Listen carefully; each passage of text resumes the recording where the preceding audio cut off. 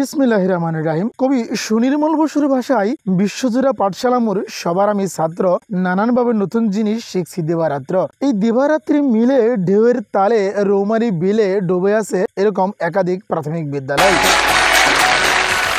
2013-14 সালে নির্মিত হওয়া রোকেয়া মুয়াজ্জেম সরকারি প্রাথমিক বিদ্যালয়টি আজ হাবুডুবু খাচ্ছে পানিতে। আমাদের ছোট নদী চলে বাঁকে বাঁকে বৈশাখ মাসে তার হাঁটু জল থাকে, কিন্তু এখানে হাঁটু জলের বদলে প্রায় গলা অবধি জল রয়েছে। উক্ত বিদ্যালয়ে কয়েকশো শিক্ষার্থী পড়ালেখার হুমকির মুখে রয়েছে।